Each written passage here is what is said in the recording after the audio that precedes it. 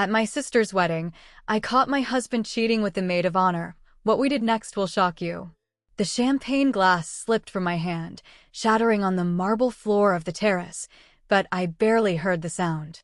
All I could hear was my own heartbeat thundering in my ears as I watched my husband of 6 years press my sister's maid of honor against the stone balustrade, his mouth on hers, his hands in her hair, kissing her like a man starving for air. The day had started so beautifully. My baby sister's wedding day. Olivia's big day. And now, standing frozen in the doorway watching Ryan and Vanessa, I felt like I was watching my entire world crack down the middle. My name is Emma Carter. I'm 34 years old, and what I'm about to tell you is the absolute truth. Every word of it. The story of how my sister's perfect wedding day became the stage for the most devastating and satisfying revenge I've ever witnessed. How a day of celebration turned into a day of reckoning. And how sometimes, the worst moment of your life can lead you exactly where you need to be. But I'm getting ahead of myself. Let me start from the beginning.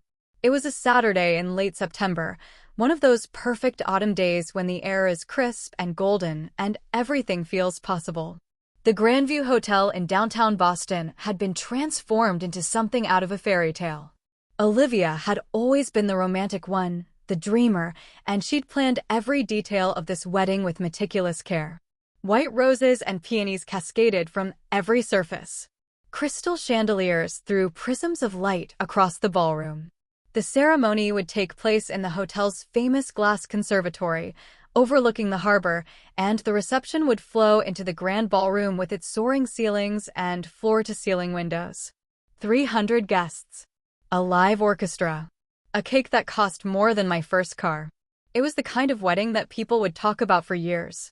I had been so happy for Olivia. She was marrying David Chin, a brilliant software entrepreneur who absolutely worshipped her. They'd met 3 years ago at a tech conference where Olivia was working as an event coordinator. David had taken one look at her and told his best man that he'd just met the woman he was going to marry. 6 months later, he proposed. They were the kind of couple that made you believe in soulmates. And I had believed. God, I had believed in so many things that morning. I believed in my marriage to Ryan Sterling, the handsome financial advisor I'd met at a charity gala 7 years ago. Ryan with his perfect smile and his expensive suits and his way of making me feel like I was the most important person in any room. We'd had a whirlwind romance. Engaged after 8 months, married after a year. 6 years of what I thought was a solid, loving marriage. I believed in friendship, in loyalty, in the sacred bonds between women. Vanessa Clark had been Olivia's best friend since their sophomore year at Boston College. They'd been roommates, confidants, partners in crime through their 20s. When Olivia got engaged, there was never any question who would be her maid of honor. I believed in family, in the unbreakable connection between sisters. Olivia and I had always been close despite our 5-year age gap. When our mother died 4 years ago from breast cancer, we leaned on each other harder than ever. We were all each other had, really. Our father had remarried quickly, moved to Florida with his new wife, and gradually faded from our lives. It was just us. The Carter sisters against the world. That morning, I believed in all of those things. By that afternoon, I would learn the truth about every single one of them. The day had started at 6 in the morning. I'd arrived at Olivia's suite at the Grandview with coffee and pastries, finding her already awake, staring out the window at the Boston skyline with a mixture of excitement and nerves on her face. "I can't believe this is really happening," she'd said, turning to me with tears already threatening her carefully applied makeup. "Believe it," I'd laughed, hugging her carefully. "You're getting married, Liv. To the most wonderful man. You deserve every bit of this happiness." The bridal suite had been chaos in the best way. The makeup artist, the hairstylist, the photographer capturing every moment. Bridesmaids arriving in waves, squealing and hugging. Vanessa had swept in around 8, already dressed to perfection in her champagne-colored maid of honor dress, carrying an armful of emergency supplies and looking every inch the capable, organized best friend. Vanessa Clark was beautiful in that effortless way some women are. Tall and willowy with honey blonde hair and green eyes, She had the kind of face that photographers loved. She worked in marketing for a high-end cosmetics company, and she looked like she could have been in their ads. She was charming, funny, always knowing exactly what to say to put people at ease. I'd always liked Vanessa. She'd been at countless family dinners, holiday gatherings, birthday parties. She'd been at my wedding 6 years ago as one of Olivia's bridesmaids. She'd sent thoughtful gifts when I got promotions at work. She'd liked my Instagram posts and left sweet comments. She'd hugged me warmly when she'd arrived that morning and told me how beautiful I looked in my dusty rose bridesmaid dress.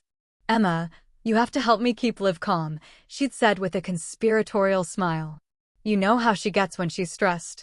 And I'd agreed, grateful to have such a wonderful woman as my sister's best friend. God, I was so stupid. The morning had flowed smoothly. Hair and makeup were perfected. The photographer captured beautiful getting-ready shots. Someone ordered mimosas. The energy was joyful, electric with anticipation. Ryan had texted me around 10 at the hotel. "Getting ready with the guys. You look beautiful in your dress. Can't wait to see you." I'd smiled at my phone, feeling lucky. My husband was here, supporting my sister on her big day. What more could I ask for? The ceremony was scheduled for 3 o'clock. At 2:30, we'd all processed down to the conservatory for final preparations. Olivia looked absolutely stunning in her dress, a flowing silk gown with delicate lace sleeves that made her look like a princess. She was radiant, glowing with happiness.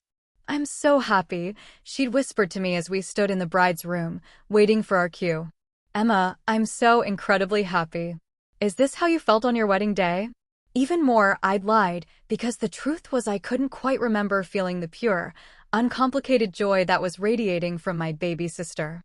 My wedding to Ryan had been smaller, faster, more pragmatic somehow. But I'd pushed that thought away. "You deserve all of this, Liv. All of it and more." The ceremony had been perfect. Olivia had walked down the aisle on our father's arm. He'd flown in just for this, would fly back to Florida tomorrow, and I'd watched David's face as he saw her. The love there was so pure, so real, it had brought tears to my eyes. The vows were beautiful. Traditional but personal, with little touches that were so quintessentially them. When the officiant said, "You may kiss the bride," and David had dipped Olivia dramatically, the whole room had erupted in applause and laughter. As we'd processed back down the aisle, I'd caught Ryan's eye in the third row. He'd winked at me, and I'd felt a flutter of the old attraction, the old comfort. My husband. My partner. After 6 years, we were still solid. Still good. That's what I'd thought. The cocktail hour had been set up in the hotel's gallery space, a long room with art on the walls and servers circulating with champagne and hors d'oeuvres. The bridal party was supposed to take photos during this time, but the photographer had needed to change a camera battery, so we'd had a 15-minute break. "I need to find Ryan," I'd told Olivia. "I want to get a photo of us together before things get too crazy." "He's probably with David and the groomsmen," she'd said, distracted by Vanessa adjusting her veil. They were talking about going to the library for drinks. I'd made my way through the hotel, my heels clicking on the marble floors, nodding and smiling at guests I recognized. The library was down a quiet hallway, away from the main action, a smaller, more intimate space with floor-to-ceiling bookshelves and leather chairs. But when I'd reached the library, it was empty. No groomsmen. No Ryan. I'd pulled out my phone to text him, then hesitated. He'd probably just stepped out to take a call or use the restroom. I'd decided to check the terrace. It was such a beautiful day, maybe he wanted some air. The terrace was accessed through a set of French doors at the end of another quiet hallway. As I'd approached, I'd seen that one door was slightly ajar, and I'd heard voices. Low, intimate. I'd smiled, thinking maybe I'd stumbled on David and Olivia stealing a private moment. But the voices weren't David and Olivia. I'd pushed the door open wider, stepping out onto the stone terrace, with its view of the harbor, my greeting dying on my lips. Because there, partially hidden by a decorative trellis covered in climbing roses, were 2 people locked in an embrace that was anything but innocent. Ryan. My husband Ryan, in his perfectly tailored charcoal suit, his hands tangled in blonde hair. Vanessa. My sister's best friend, her maid of honor, pressed against him like she wanted to crawl inside his skin. They were kissing like the world was ending. Like they'd been waiting for this moment all day and couldn't hold back another second. The champagne glass I'd been holding, I didn't even remember picking it up, slipped from my fingers. The sound of shattering crystal finally broke through whatever spell they were under. They jumped apart, Vanessa's hand flying to her mouth, her lipstick smeared. Ryan's face went from flushed to pale in an instant. "Emma," he started, his voice strangled. I couldn't speak, couldn't move, couldn't breathe. My brain couldn't process what my eyes were seeing. This had to be a mistake. A misunderstanding. Maybe they'd been, what? What innocent explanation could there possibly be for what I'd just witnessed? "Emma, I can explain," Ryan said, taking a step toward me. That's when my body unlocked. I took a step back, holding up my hand. "Don't," I managed to say, my voice coming from very far away. "Don't come near me." Vanessa had turned away, frantically fixing her hair, wiping her mouth. She wouldn't look at me. "It's not what it looks like," Ryan tried again, which was such a cliché, such an insult to my intelligence, that something in my chest cracked. "Not what it looks like?" My voice was getting louder, shriller. "You were kissing her. You were—" I couldn't even finish the sentence. "Emma, please, just let me." "How long?" The question burst out of me. How long has this been going on? Ryan and Vanessa exchanged a look. Just a quick glance, but it told me everything. This wasn't a momentary mistake. This wasn't a drunken slip-up. This was something with a history. "Answer me." I was shaking now, my whole body trembling with shock and rage. "How long?" "A few months," Ryan finally said, his voice quiet. "A few months." While I'd been planning my sister's bridal shower. While I'd been addressing wedding invitations. While I'd been lying next to him every night, trusting him, loving him, believing in our marriage. "Emma, I'm sorry," Vanessa said, finally turning to face me. Her eyes were red, but I couldn't tell if it was from crying or from kissing my husband. "I never meant for this to happen. We never meant to hurt you." The audacity of that statement, that they hadn't meant to hurt me, as if their intentions mattered at all, made me want to scream. "You're my sister's best friend," I said, my voice breaking. "You've been in my home. At my dinner table. I looked at Ryan. You stood up at our wedding and promised to love me. To be faithful. For 6 years. "Emma, I do love you," Ryan said desperately. "I never stopped loving you. This thing with Vanessa, it's complicated. It's—" "Stop talking," I said, my voice suddenly very calm. The shock was being replaced by something else. Something cold and clear. "Just stop talking." I looked at both of them, these two people I'd trusted completely, and I realized something. This wasn't just about the kissing. There was something else in the way they'd looked at each other, in the guilty panic on their faces. "This isn't just an affair, is it?" I said slowly. "There's more." "What else is there?" "Emma, not here," Ryan said, glancing around nervously. "This isn't the time or place. Tell me." My voice was steel now. "Tell me right now, or I swear to God I will walk back into that reception and announce to all 300 guests exactly what I just saw." Vanessa made a small sound of distress. Ryan's jaw clenched. "We need to talk," he said finally. "But not here. After the wedding. Tomorrow. We'll sit down and—" "No." I shook my head. "You don't get to control this anymore. You don't get to set the terms. Tell me what else you're hiding. Now." The silence stretched between us. In the distance, I could hear the sounds of the cocktail hour, laughter and conversation and clinking glasses. My sister's wedding, continuing on without me, while my life imploded on this terrace. Finally, Vanessa spoke, her voice barely above a whisper. "There's a business opportunity. An investment. Ryan was helping me and my mother put together a proposal for David. We thought it would be good for everyone." My blood went cold. "What kind of investment?" "My mother's expanding her event planning business," Vanessa said, the words coming faster now, defensive. "She needs capital. David has the money and the business sense. Ryan was helping us structure the deal, that's all. We were going to present it to David and Olivia after the honeymoon. And you didn't think to mention this to me?" I looked at Ryan. You're using your position, your connection to my family, to help your mistress and her mother con my sister's husband? It's not a con, Ryan said sharply. It's a legitimate business opportunity. Patricia's company has real potential. Patricia? I interrupted. Vanessa's mother, Patricia? The wedding planner. They both nodded. Patricia Clark. I'd met her dozens of times over the past year as she'd helped Olivia plan this wedding. A polished, professional woman in her late 50s who ran one of Boston's most exclusive event planning companies.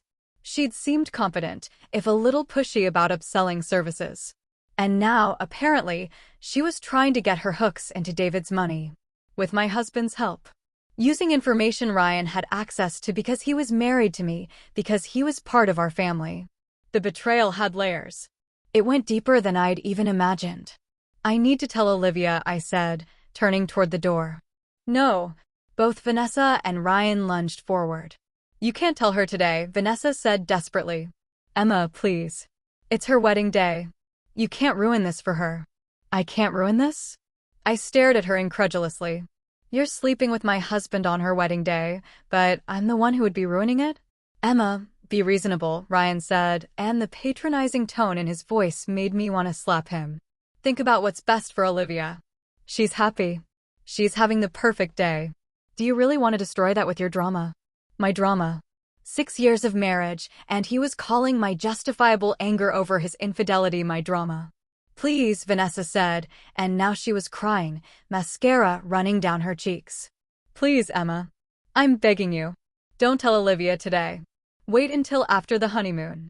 Wait until you've had time to cover your tracks? I said coldly. Wait until you can spin this into something that makes me look like the crazy one? I pushed past them, heading for the French doors.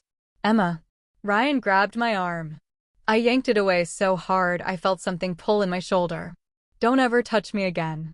I walked back into the hotel on legs that didn't feel like my own. My mind was racing. What should I do? Cause a scene at the wedding? Pull Olivia aside?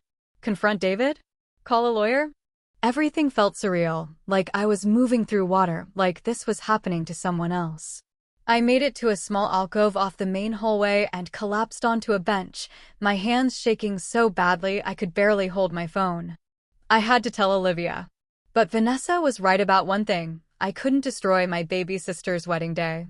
Could I? Before I could decide, I heard rapid footsteps, and then Olivia herself appeared around the corner, looking frantic. Emma, there you are. I've been looking everywhere for you. The photographer is ready to, she stopped, really looking at me for the first time. Oh my God. What's wrong? You look like you've seen a ghost. And just like that, the decision was made for me. I couldn't lie to my sister. Not about this. Not even for one more minute. Liv, I said, my voice cracking on her name. I need to tell you something. And you're going to hate me for telling you today, but I can't keep this in. Olivia's face went pale. She sat down beside me, taking my shaking hands in hers. What happened? The words came tumbling out in a rush. The terrace. Ryan and Vanessa. The kissing. The business proposal. All of it. I watched my sister's expression change from concern to shock to something I couldn't quite identify. But it wasn't the devastation I'd expected. It wasn't surprise. When I finally ran out of words, we sat in silence for a long moment. Then Olivia said, very quietly, I know. I stared at her. What? I know about Ryan and Vanessa. I've known for 2 weeks. The world tilted sideways. What are you talking about? I whispered. Olivia's eyes filled with tears. I found out by accident. 2 weeks ago, I stopped by Vanessa's apartment to drop off her maid of honor gift. I had a key, she'd given it to me years ago for emergencies. I let myself in and... She closed her eyes. Ryan was there. They were on the couch. They didn't hear me come in. I backed out quietly and left. I couldn't breathe. Why didn't you tell me? I didn't know what to do, Olivia said, tears spilling down her cheeks. I was in shock. And then I thought, what if I was wrong? What if there was an explanation? What if I destroyed your marriage over a misunderstanding? And then days kept passing, and it got harder and harder to say anything, and the wedding was so close, and I thought, she choked on a sob. I thought maybe after the wedding, after David and I got back from the honeymoon, I'd figure out the right way to tell you. I'm so sorry, Emma. I'm so sorry. I should have been angry. She'd kept this from me for 2 weeks. 2 weeks of smiling and planning and pretending everything was fine while she knew my husband was cheating on me. But all I felt was a strange sense of relief. I wasn't alone in this. My sister knew. My sister had seen it too. There's more, Olivia said, wiping her eyes. After I left Vanessa's apartment, I couldn't stop thinking about it. Something felt wrong. So I did something I'm not proud of. I hacked into Vanessa's iCloud. My eyes widened. You what? I know. It was wrong. But Emma, I had to know if it was just sex, or if it was more. So I used her old password from college. She never changes her passwords, and I got into her backup. And? Messages. Hundreds of them between Ryan and Vanessa. Going back almost 8 months. Olivia pulled out her phone with trembling hands. I took screenshots. I've been carrying them around, not knowing what to do with them. And then there are messages between Vanessa and her mother about this investment opportunity. About how they're going to finally secure their future and how Patricia has been planning this for years. She handed me her phone. I scrolled through the screenshots, each one a fresh knife to the heart. Ryan, I can't stop thinking about you. Vanessa, I know.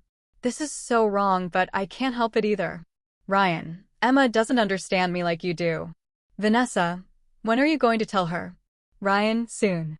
After the wedding. I promise. And then, more recent messages. Patricia, did you confirm David's investment capacity? Vanessa, Ryan says he's worth at least $50 million liquid. Patricia, perfect. The proposal is almost ready. Once they're back from honeymoon, we'll pitch it. Vanessa, what about Emma? Patricia, what about her? Once Ryan leaves her, she'll be irrelevant. And Olivia will be so invested in her own marriage she won't interfere. Vanessa, this has to work, Mom. We're betting everything on this. Patricia, it'll work. Trust me. I've been planning this for 2 years. 2 years. Patricia Clark had been planning this for 2 years. Which meant everything: Vanessa's friendship with Olivia, her presence at family events, her position as maid of honor, all of it had been calculated. All of it had been part of a long con to get close to our family, to get access to David's money. And Ryan had been her accomplice. Maybe even her mark. Had Vanessa seduced him deliberately, or had that been a genuine affair that Patricia had simply taken advantage of? Did it even matter? I looked up at my sister, and I saw my own fury reflected in her eyes. They used us, Olivia said, her voice shaking. Vanessa used me. Used our friendship. To get to David. And Ryan, she couldn't even finish the sentence. What do we do? I asked. Olivia was quiet for a long moment. Then something shifted in her expression. The devastation and betrayal crystallized into something harder. Something determined. We expose them, she said. Not tomorrow. Not after the honeymoon. Now. Today. In front of everyone. Liv, it's your wedding. Exactly. It's my wedding. Mine and David's. And I'm not going to let these people poison it. I'm not going to smile and dance and cut cake while pretending I don't know that my maid of honor is sleeping with my sister's husband and trying to con my new husband out of his money. Her jaw set. We're going to end this. Right now. Together. Before I could respond, my phone buzzed. A text from Ryan. Please don't do anything rash. Let's talk about this calmly. Olivia read over my shoulder and let out a bitter laugh. Calmly. Right. Because he's been so calm and rational while fucking my best friend and planning to steal from my husband. She stood up, smoothing down her wedding dress with shaking hands. Okay, here's what we're going to do. The reception starts in an hour. During that hour, we're going to gather every piece of evidence we can. We're going to make sure we have everything we need. And then, during the toasts. She looked at me with fierce determination. During the toasts, we're going to tell everyone exactly what Vanessa, Ryan, and Patricia have been doing. In front of all 300 guests. On the big screen, with receipts. Olivia. I mean it, Emma. They wanted to use my wedding as cover for their schemes? Fine. Let's use my wedding to expose them. Let everyone see exactly who these people really are. I looked at my baby sister, standing there in her beautiful wedding gown with mascara-stained cheeks and fury in her eyes, and I felt something click into place. She was right. We couldn't let this slide. We couldn't let them get away with this. And if we were going to burn it all down, we might as well do it spectacularly. Okay, I said, standing up. Let's do it. Let's make them regret the day they ever decided to mess with the Carter sisters. Olivia grabbed my hand, and we stood there for a moment, two sisters united against a common enemy. We need to tell David, I said. He deserves to know before we blow this up publicly. Olivia nodded. And we need to secure the evidence. Make sure nothing can be deleted or destroyed. And we need to coordinate with the A/V team for the reception, I added, my mind starting to race with the logistics. If we're going to project this on the big screen, we need to make sure. Ladies? A voice interrupted us. We both spun around to find David standing there, still in his tuxedo from the ceremony, looking concerned. I've been looking for you both, he said. The photographer is getting antsy about the timeline and… He trailed off, really looking at us. What's going on? You both look… Liv, baby, have you been crying? Olivia and I exchanged a glance. Then she nodded. David, she said. We need to talk. Somewhere private. Right now. 10 minutes later, we were in the bridal suite on the 3rd floor, David, Olivia, and me. The room was empty, the makeup artists and hairstylists having moved on to other clients. It felt surreal to be back in this space where the day had started with such joy and anticipation. David listened in silence as Olivia explained everything. His face went from concerned to confused to absolutely thunderous. When she showed him the messages, his hands clenched into fists. That son of a bitch, he said quietly. Then, louder, that absolute son of a bitch. Ryan was advising me on some investments just last month. David stopped, his jaw working. He was asking questions about my liquidity. About Patricia's company. Jesus Christ, he was gathering intel for them. I'm so sorry, Olivia said, fresh tears streaming down her face. I'm so sorry I didn't tell you sooner. No. David pulled her into his arms. No, Liv. You were trying to protect your sister. I get it. But now we need to figure out what to do about this. We want to expose them, I said. During the reception. During the toasts.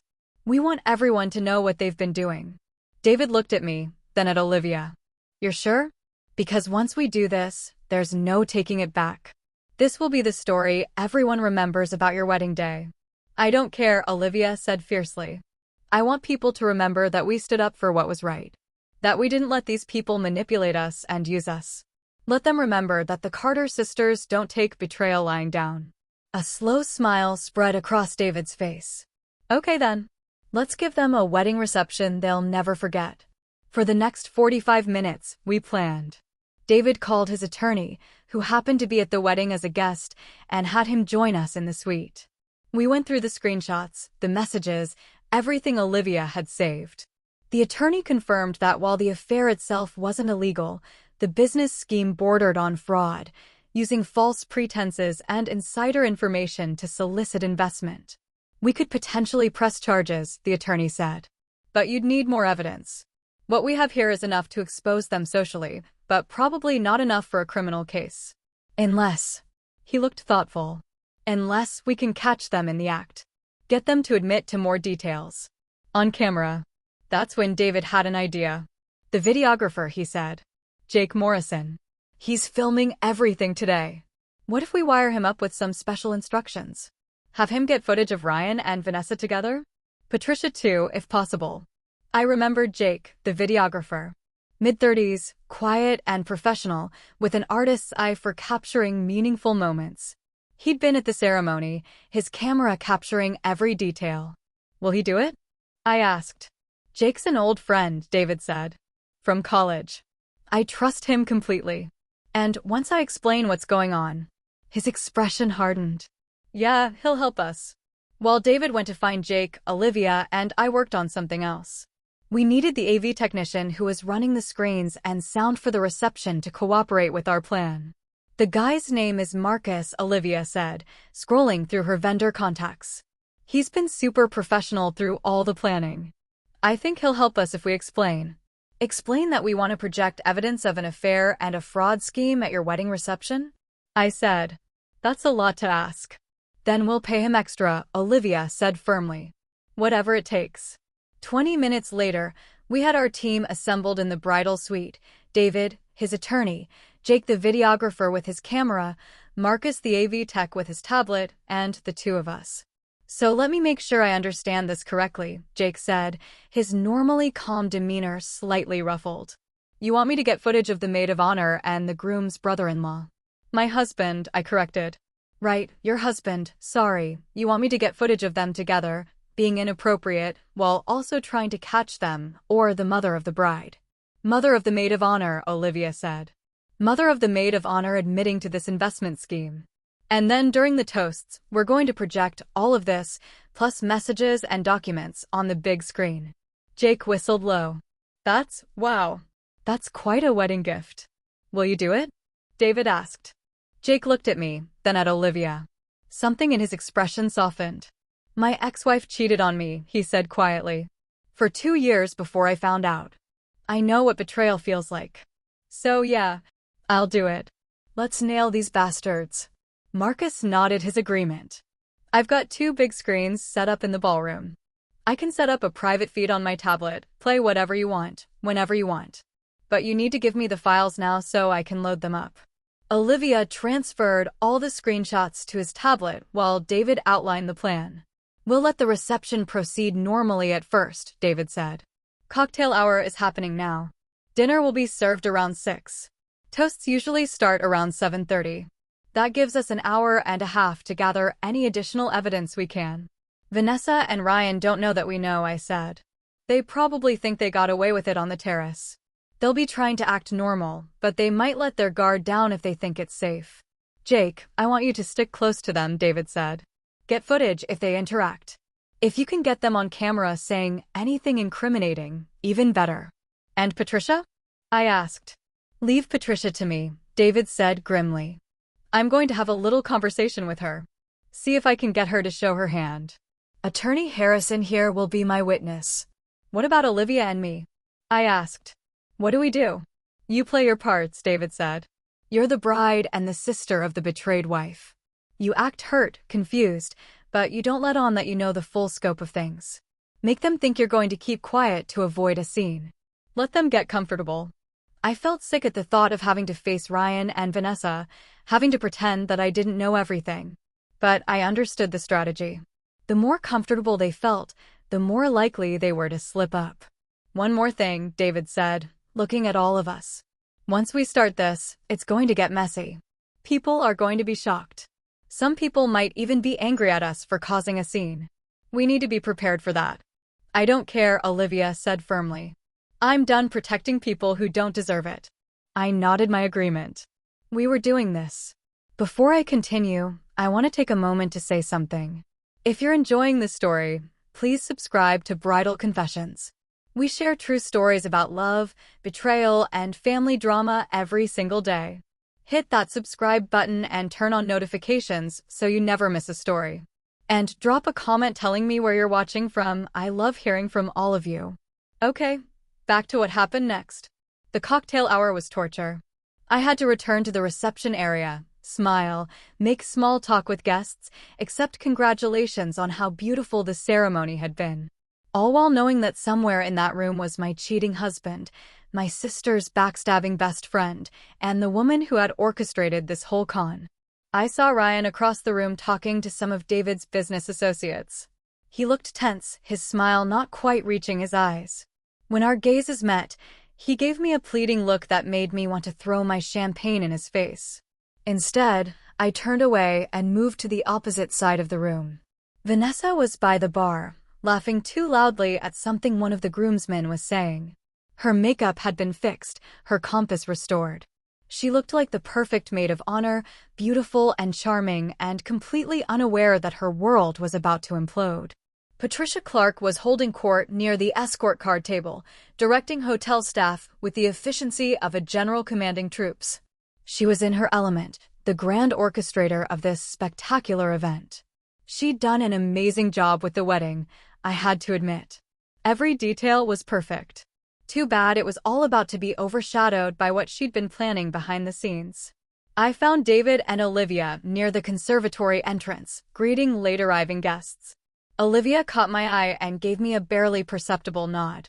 She was holding it together, playing her role perfectly.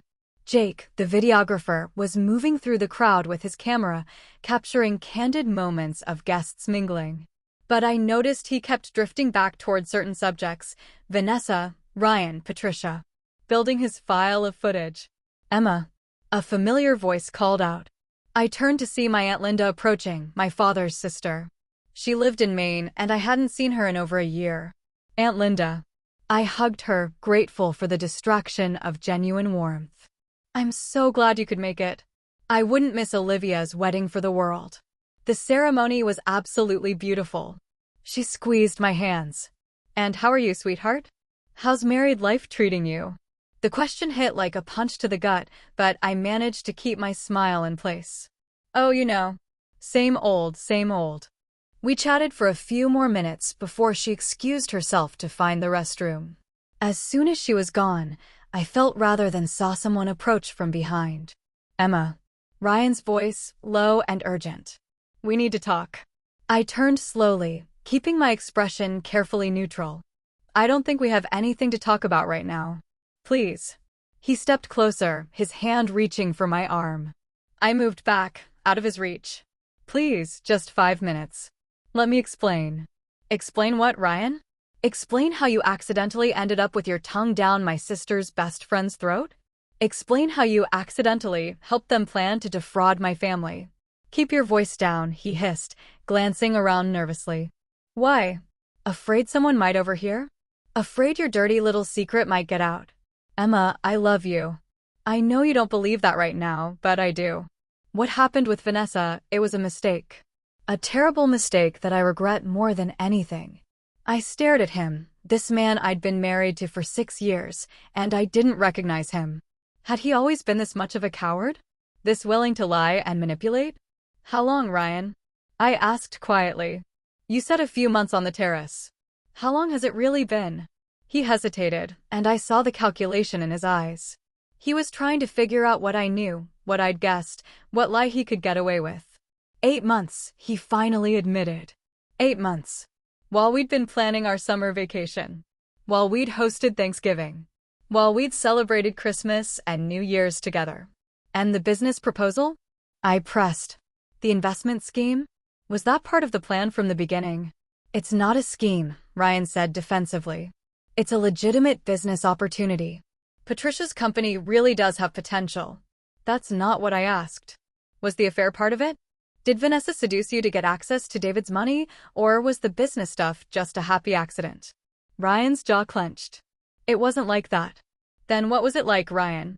Because from where I'm standing, it looks like you were used.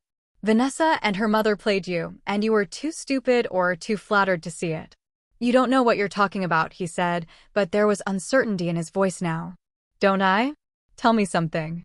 When did Patricia first bring up the investment idea? Before or after Vanessa started sleeping with you?" He didn't answer, which was answer enough. "You're a fool," I said softly. "They played you. And you helped them. You gave them access to our family, to David's money, to everything. And for what? For sex? For the ego boost of having a younger, prettier woman pay attention to you." "Emma, I want you out of our house," I said, my voice shaking but firm. "Tonight. Pack your things and get out. I'll have divorce papers drawn up by Monday." "Emma, please. Don't do this. We can work through this. Couples therapy, counseling, whatever you want. I want you gone." I walked away before he could say anything else, my heart hammering in my chest. I'd held it together. I'd gotten information out of him without revealing what Olivia and I knew. But God, it had taken everything I had. I made my way to a quiet corner and pulled out my phone, texting David. Got confirmation. 8 months. Patricia approached him after affair started. He's their mark as much as their accomplice. David's response came quickly. "Good work. Just spoke with Patricia. She's confident. Thinks she's got us hooked." Can't wait to see her face when we drop this bomb. The cocktail hour finally ended, and guests began filtering into the grand ballroom for dinner. The room was stunning, Olivia's vision brought to life. Round tables draped in champagne linens, centerpieces of white roses and peonies, candlelight everywhere. At the front of the room, a long head table for the wedding party. And behind it, two massive screens flanking the dance floor. Those screens had been displaying a slideshow of photos of David and Olivia throughout the evening. Sweet, romantic images of their relationship. In a little while, they'd be displaying something very different. I found my assigned seat at the head table, next to Ryan, unfortunately, since we were married. The seating had been arranged weeks ago, before I'd known my marriage was a lie. Ryan pulled out my chair for me, a gesture that would have seemed gentlemanly to anyone watching. "Emma," he said quietly as I sat down. I meant what I said. "I want to fix this." I didn't respond. I just stared straight ahead as other members of the wedding party found their seats. Vanessa took her place on the other side of Olivia, looking nervous. She kept glancing at me and Ryan, trying to gauge the situation. Olivia caught my eye and gave me a small, tight smile. Showtime. Dinner service began. An elegant plated meal, filet mignon and Chilean sea bass, roasted vegetables, microgreens. I pushed food around my plate, unable to eat.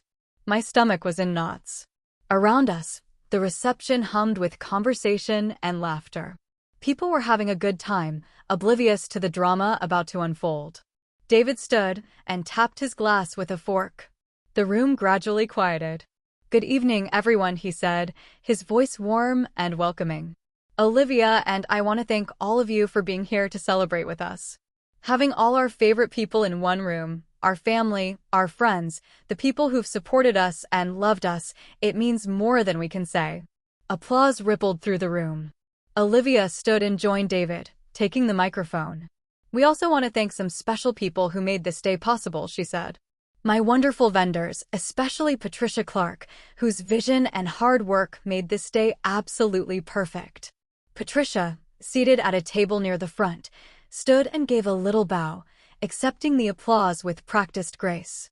And of course, Olivia continued, "My maid of honor, Vanessa, who has been my best friend for 10 years and who has been by my side through everything." More applause. Vanessa stood and waved, looking pleased but still nervous. "Now," David said, taking the microphone back, "before we start the official toasts, Olivia and I wanted to share something with you. A little surprise we've prepared." He nodded to Marcus, the AV tech, who was stationed at a control booth near the side of the room. The lights dimmed slightly. The screens flickered, the slideshow of photos disappearing. This was it. This was really happening. My heart felt like it might beat out of my chest.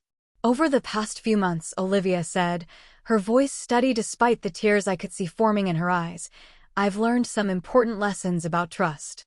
About loyalty. About the difference between the people who truly love you and the people who are just using you." Confused murmurs began to ripple through the crowd. This wasn't the typical, "thank you for coming" speech. And today, David continued, "We've decided it's time to share those lessons with all of you. Because we believe in truth. We believe in transparency. And we believe that people should face consequences for their actions." The screens came to life.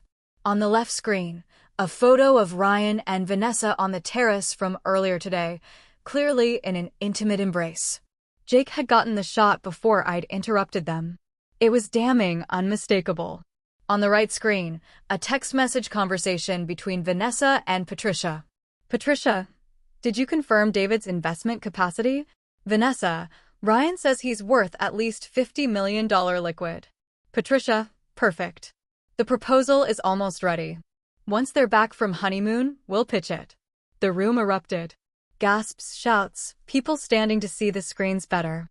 At our table, Ryan had gone white. Vanessa let out a small, choked sound. "What is this?"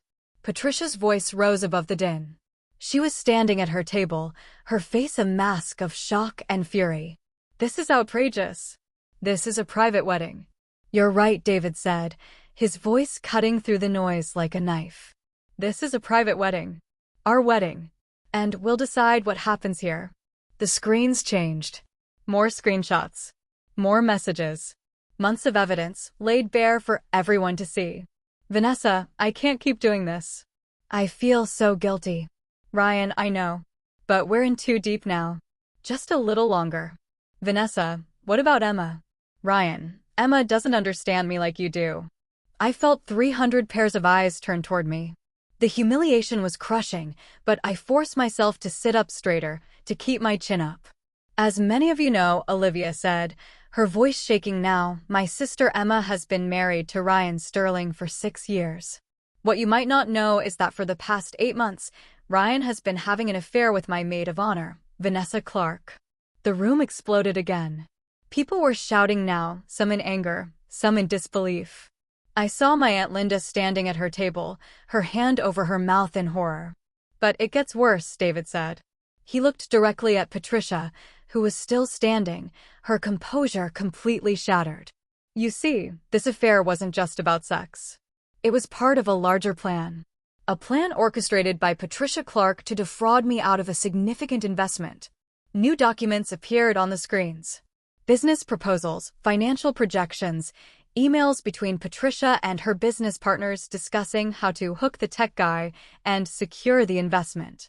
Patricia approached Ryan months ago, David continued. She knew he was married to Olivia's sister. She knew that gave him access to our family, to information about me. She convinced her daughter to seduce him, to get him invested in helping them. And Ryan, fool that he is, fell for it. Ryan stood abruptly, his chair scraping back. This is insane. You can't, you're twisting everything. Sit down, Mr. Sterling, David's attorney said, standing at his own table. Unless you'd like me to call the police right now. Because what you've done could potentially be prosecuted as fraud. Ryan sat down heavily. On the screens, a video began to play. It was footage from earlier in the evening, Jake's camera capturing Ryan and Vanessa in another quiet corner of the hotel. We need to be more careful, video Vanessa was saying. Emma saw us on the terrace. She won't do anything, video Ryan replied. She won't want to ruin Olivia's wedding. Are you sure? She looked pretty upset. Emma's weak. She'll cry and be hurt, but she'll keep quiet. She always does. That's why I married her, she's easy to control. The video ended. The silence in the ballroom was deafening. I stood on shaking legs. Every eye in the room was on me, but I didn't care anymore. The humiliation, the exposure, it didn't matter. Because Ryan had just called me weak in front of everyone. He'd said I was easy to control. And he was about to learn exactly how wrong he was. Hi, everyone, I said, my voice surprisingly steady. I'm Emma. The weak, easy-to-control wife. A few nervous laughs from the crowd. I want you all to know something, I continued. When I caught my husband kissing Vanessa this afternoon, my first instinct was to keep quiet. To not ruin my sister's special day. To be a good girl and deal with it privately. I looked at Ryan, who couldn't meet my eyes. But then I thought about what my mother taught me before she died. She said that staying silent in the face of injustice doesn't make you noble. It makes you complicit. And I'm done being complicit in my own mistreatment. Applause began to ripple through the crowd. Small at first, then growing. So yes, Ryan, you're right about one thing. I have been weak. I've been too forgiving, too understanding, too willing to give you the benefit of the doubt. But that ends today. I pulled off my wedding ring and placed it on the table with a decisive click. Our marriage is over. And tomorrow morning, when I file for divorce, I'll be including all of this evidence. The affair, the fraud scheme, everything. Your career in finance is finished. Your reputation is destroyed. And you have no one to blame but yourself. The applause grew louder. People were standing now, clapping. Some were even cheering. I looked at Vanessa, who was crying, mascara streaming down her face. As for you, Vanessa, you're the worst kind of friend. You used Olivia's trust and love to get close to this family so you and your mother could steal from us. I hope it was worth it. Because you've lost everything, your best friend, your reputation, and any chance at the kind of authentic connection you threw away. Vanessa stood, stumbling in her heels. I'm sorry, she sobbed. I'm so sorry. I never meant. Yes, you did, Olivia said, standing beside me. Her voice was ice. You meant every bit of it. The lies, the manipulation, the betrayal. You chose this. Now you get to live with the consequences. She turned to Patricia. And you. You're fired. Obviously. I'll be contacting every bride you're currently booked with to let them know exactly what kind of person you are. And if you even think about trying to sue me for defamation, I will bury you in legal fees. Patricia's face had gone from red to purple. You little. Careful, David's attorney warned. There are 300 witnesses here, and at least 20 of them are recording this on their phones. Indeed, I could see phones out everywhere, recording the scene. Patricia seemed to deflate. She grabbed her purse and headed for the exit, her heels clicking rapidly on the marble floor. She didn't look back. Vanessa stood frozen for a moment, then stumbled after her mother. At the doorway, she turned back one last time. Olivia, she said, her voice breaking. Please. We've been friends for 10 years. That has to count for something. It does count for something, Olivia said. It counts as 10 years of lies that I'm never getting back. Get out. Vanessa left. Ryan remained at the table, his head in his hands. Security guards, hotel staff that David had briefed earlier, approached him. Mr. Sterling, we're going to have to ask you to leave as well, one of them said. Ryan looked up at me one last time. There was pleading in his eyes, desperation. I'm sorry, he said. Emma, I'm so sorry. No, you're not, I said quietly. You're sorry you got caught. There's a difference. Security escorted him out. The moment the doors closed behind him, the entire ballroom erupted. People were talking over each other, showing their phone recordings to their neighbors, demanding to know if what they'd just witnessed was real. David took the microphone again. Ladies and gentlemen, he said, his voice calm and authoritative, I apologize for the disruption. I know that wasn't what you expected from tonight. But Olivia and I felt it was important to address this situation directly and honestly. We don't believe in sweeping problems under the rug or protecting people who don't deserve protection. He pulled Olivia close, kissing the top of her head. Now, if you'll excuse us, we'd like to continue with our wedding reception. Because despite everything you just witnessed, today is still a celebration. It's a celebration of truth, of loyalty, of standing up for what's right. And it's a celebration of our love, which is real and honest and strong enough to withstand anything. The applause this time was thunderous. People were standing, cheering, crying. The energy in the room had shifted from shocked confusion to something else, admiration, support, catharsis. The DJ, who'd been briefed on the possibility of drama, smoothly transitioned into upbeat music. David and Olivia were urged onto the dance floor for their first dance as a married couple. I watched them, these two brave people who'd turned their wedding into a statement, and I felt something in my chest loosen. The weight of the secret, the betrayal, the lies, it was gone. Out in the open. Dealt with. Emma? I turned to find Jake, the videographer, standing beside me. He held his camera loosely at his side. I just wanted to say, what you did up there. That took real courage. And for what it's worth, your husband is an idiot. I laughed, a genuine laugh that surprised me. Thank you. And thank you for your help today. We couldn't have done this without you. Happy to help. He hesitated, then added, I don't know if this is too forward, but if you ever want to get coffee sometime, just to talk or not talk or, I don't know. I just feel like you might need a friend right now. I looked at him properly for the first time. Really looked. He had kind eyes, I noticed. And a gentle smile. I'd like that, I said. But give me some time? I need to get my life sorted out first. Of course.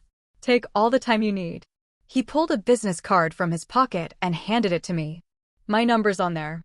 When you're ready. He melted back into the crowd, camera up again, capturing the dancing couples. I slipped his card into my clutch and returned my attention to the dance floor, where my sister and her new husband swayed to their wedding song. The rest of the evening passed in a blur. More dancing, more champagne, more conversations with guests who approached me with hugs and words of support. Some people I'd never met told me I was their hero. A few older relatives clucked disapprovingly about making a scene, but I found I didn't care. The cake was cut. The bouquet was tossed, caught by one of Olivia's work friends, who shrieked with delight. The The garter was flung, David being a gentleman and skipping that tradition after the drama. The party continued into the night, proof that life goes on, even after your world implodes. Around midnight, the reception finally began to wind down. Olivia and David were preparing to leave for their honeymoon suite upstairs. They were flying to Bora Bora the next afternoon. I helped Olivia out of her wedding dress and into a simple white sundress. Her makeup was smudged, her hair falling from its elaborate updo, but she looked radiant. "You okay?" she asked me, catching my reflection in the mirror. "I don't know," I said honestly. "Ask me again in a few months." "Stay with David and me tonight," she offered. "We have a suite. There's a couch, or we can get you a separate room." "No." I shook my head. "You two need this time together." "I'll be fine. Emma, I promise. I'm going to go home, take a long bath, drink a bottle of wine, and start planning my divorce. I'll be fine." Olivia hugged me fiercely. "I love you. And I'm so sorry. I should have told you the moment I found out." "Don't," I said, squeezing her back. "You were trying to protect me. I get it. And honestly, doing it this way, taking them down together, was so much more satisfying than if you'd told me weeks ago." She laughed through tears. "Only you would find the silver lining in your own public humiliation." "Not humiliation," I corrected. "Liberation." I left the hotel around 1 in the morning, still in my bridesmaid dress, carrying my heels in my hand. The night air was cool and clear. Boston looked beautiful in the darkness, all lights and shadows. I took an Uber home, to the house I'd shared with Ryan. Our house. Except it wasn't ours anymore. Tomorrow I'd change the locks. But tonight I just needed to sleep. Except when I opened the front door, I realized Ryan had already been there. Half his clothes were gone from the closet. His laptop was missing from the office. His toothbrush was gone from the bathroom. He'd actually listened when I told him to pack and leave. I stood in our bedroom, my bedroom now, and felt the reality of it all settle over me. My marriage was over. My husband had cheated on me with my sister's best friend. I'd exposed it all in front of 300 people. Videos were probably already on social media. And somehow, standing there in that empty space, I felt okay. Not happy. Not healed. But okay. I changed into pajamas, washed my face, and climbed into bed. And for the first time in weeks, I slept soundly through the night. The next few days were chaos. The videos from the wedding did indeed go viral. I woke up to find myself trending on TikTok, Twitter, Reddit. Revenge wedding and sister goals were trending hashtags. News outlets were calling it the most dramatic wedding of the year. My phone was flooded with messages. Some from friends and family offering support. Some from strangers telling me I was their hero. Some from reporters wanting interviews. I ignored most of them. But I did respond to a few key people. My attorney, confirming I wanted to move forward with divorce proceedings immediately. My HR department at work, giving them a heads up about the situation in case it affected my professional reputation. And my father, who'd actually called from Florida to say he was proud of me. "Your mother would have been proud too," he said, his voice thick with emotion. Standing up for yourself like that. Not letting them get away with it. That made me cry. The first real crying I'd done since it all happened. Ryan tried to contact me multiple times. Calls, texts, emails. I blocked him everywhere. My attorney would handle all communication from now on. Vanessa sent a long, rambling email apologizing and trying to explain. I deleted it without reading past the first paragraph. Patricia Clark's event planning business collapsed within 48 hours. Every bride she was booked with canceled. Her business partners distanced themselves. Her reputation in Boston society was destroyed. I found out through a mutual friend that she and Vanessa had left Massachusetts, heading back to Patricia's hometown in Ohio with their tails between their legs. Good riddance. Olivia and David postponed their honeymoon by a week to make sure I was okay. We spent several evenings together, just the three of us, talking through everything that had happened. "I still can't believe we actually did that," Olivia said over wine one night. "Sometimes I wake up and think I dreamed the whole thing." "We're going to be legendary in Boston wedding circles," David said with a laugh. "No one's ever going to top this story." You two are handling this really well, I observed. Your wedding day became all about drama and revenge. Don't you regret it? Olivia and David exchanged a look. Honestly? Olivia said. No, because it was real. It was us standing up for what we believe in. I'd rather have a wedding that was dramatic but authentic than a perfectly beautiful wedding built on lies. Plus, David added, the story of how we exposed 3 fraudsters at our wedding is way cooler than any boring traditional wedding story. I had to agree with that. When they finally left for Bora Bora, I focused on putting my life back together. The divorce was moving forward quickly. Ryan wasn't contesting anything, probably because he knew he had no leg to stand on. The house would be sold and proceeds split. Retirement accounts would be divided. It would all be final in a few months. I threw myself into work, taking on extra projects, working late. My colleagues were supportive, never once making me feel like the viral wedding videos had made me a joke. If anything, I got more respect. People apparently admired someone who didn't take betrayal lying down. About 2 weeks after the wedding, I was at a coffee shop on a Saturday morning, catching up on emails on my laptop, when someone approached my table. Is this seat taken? I looked up to find Jake, the videographer, holding a coffee cup and looking slightly nervous. Oh, hi, I said, surprised. No, please sit. He sat down across from me. I hope I'm not intruding. I just saw you through the window and thought I'd say hi. But if you want to be alone. No, it's fine. Really. And I was surprised to realize I meant it. After 2 weeks of solitude, some company actually sounded nice. We talked for over an hour. He told me about his work. He'd gotten into wedding videography after his own wedding, finding that he loved capturing love stories.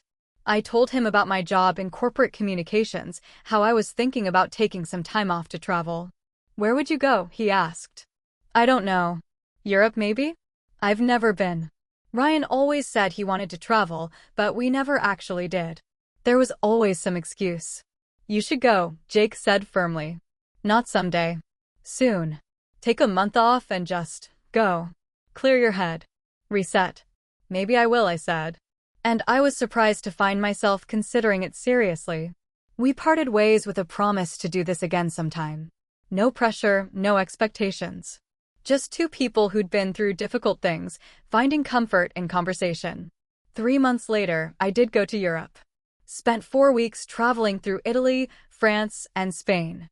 It was exactly what I needed, time alone, time to think, time to rediscover who Emma Carter was outside of being Ryan's wife. When I came back, the divorce was finalized. I got a small apartment in a part of Boston I'd always loved but never lived in. Started redecorating, making it mine. And I called Jake. We started seeing each other casually. Coffee dates turned into dinner dates. Dinner dates turned into long walks along the harbor. There was no pressure, no rush. We both knew what it was like to have relationships implode, so we took things slowly. 6 months after the wedding, Olivia announced she was pregnant. I would be an aunt. Life was moving forward. A year after the wedding, Jake and I moved in together. It felt right, natural. He understood me in ways Ryan never had. He respected my independence, my strength. He never tried to control or manipulate me. I'm happy, I told Olivia one day, surprised by my own words. I'm actually genuinely happy. You deserve it, she said, rubbing her growing belly. After everything you went through, you deserve all the happiness in the world. 2 years after the wedding, I ran into Ryan at a Starbucks. It was awkward. We both froze when we saw each other. He looked older, tired. I'd heard through the grapevine that he'd moved to another state, was working for a much smaller firm, still trying to rebuild his reputation. Emma, he said, approaching cautiously. How are you? I'm good, I said honestly. Really good. I'm glad. He swallowed hard. I wanted to say I'm sorry. Really sorry. What I did was awful, I finished for him. But it led me to where I am now. So in a weird way, I should probably thank you. He looked confused. If you hadn't cheated, if you hadn't been so spectacularly terrible, I would have stayed in a mediocre marriage forever, I explained. I would have settled for being undervalued and taken for granted. You doing what you did forced me to stand up for myself. To value myself. to demand better. "I heard you're with someone new," Ryan said. "The video guy from the wedding? Jake." "Yes. We're together." Is he good to you?" I thought about Jake. About how he brought me coffee in bed every morning. About how he encouraged my dreams and celebrated my successes. About how he looked at me like I was the most important person in his world. "He's wonderful," I said simply. Ryan nodded slowly. "Good. You deserve that." We said goodbye, and I walked out of that coffee shop feeling lighter than I had in years. The betrayal had broken me, yes, but it had also remade me into someone stronger, someone who knew her worth, someone who wouldn't settle for less than she deserved. 3 years after the wedding, Jake proposed to me on a beach in Maine. Simple, romantic, perfect. When we planned our wedding, we made it small. Just 50 people, our closest friends and family. No drama, no grand gestures. Just two people who loved each other, surrounded by people who genuinely wished them well. Olivia, now with a 2-year-old son, was my matron of honor. David stood up as one of Jake's groomsmen. At the reception, Olivia and I had a moment alone. "Can you believe it's been 3 years?" she said. "Since the most dramatic wedding in Boston history? It feels like another lifetime," I admitted. "Do you ever regret it? Exposing everything so publicly?" I thought about it. About the videos that still occasionally resurfaced online. About how people still recognize me sometimes as that woman from the revenge wedding. "No," I said finally. "I don't regret it. Because it was the truth. And the truth, even when it's messy and painful and embarrassing, is always better than living a lie." Olivia hugged me. "I'm so proud of you." And Mom would have been too. My wedding to Jake was everything my wedding to Ryan hadn't been. It was honest. It was authentic. It was filled with people who truly loved us, not people who were using us. When Jake and I exchanged vows, promising to love and honor and cherish each other, I meant every word. And I knew he did too. Our first dance wasn't tainted by hidden betrayals or secret agendas. It was just two people who had found each other through extraordinary circumstances, choosing to build a future together. As we swayed to the music, I caught Olivia's eye across the dance floor. She was dancing with David, their son balanced on David's hip, all three of them laughing at something. This was what love looked like. Real, messy, complicated, beautiful love. Not the fairy tale version where everything is perfect all the time. But the real version, where you fight through the hard times, where you stand up for what's right, where you choose each other every single day. I thought about the woman I'd been 3 years ago. The woman who'd caught her husband cheating at her sister's wedding. The woman who'd been so afraid of causing a scene that she almost stayed quiet. That woman was gone. In her place was someone stronger, braver, more certain of her worth. And I had Ryan, Vanessa, and Patricia to thank for that, in a twisted way. Their betrayal had been the catalyst for my transformation.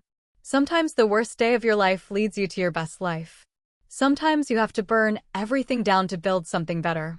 And sometimes, the most dramatic wedding reception in Boston history is exactly what you need to set yourself free. If you've listened to this whole story, thank you. From the bottom of my heart, thank you for being here. Before you go, I want to ask you something. If this story resonated with you, if it moved you or made you think or gave you courage to stand up for yourself in your own life, please subscribe to Bridal Confessions. We share true stories like this every single day, stories about love, betrayal, family, and finding your strength when everything falls apart. Hit that subscribe button. Turn on notifications. And drop a comment below telling me, would you have exposed them publicly like I did, or would you have handled it privately? I genuinely want to know. There's no right answer, every situation is different, and every person has to make their own choice. But I'll tell you this. Standing up for yourself, speaking your truth, refusing to be silenced or controlled, that's never the wrong choice. Whatever you're going through, whatever betrayal or heartbreak or challenge you're facing, know that you are stronger than you think. You are worthy of respect and honesty and real love. And you deserve to stand in your truth, no matter how messy or uncomfortable it might be. The Carter sisters learned that lesson at a wedding reception in front of 300 people. I hope you can learn it without quite that level of drama. But if it takes drama to set yourself free, Then light that match and watch it burn. Thank you for listening to my story. I'll see you in the next one. With all my love, Emma Carter.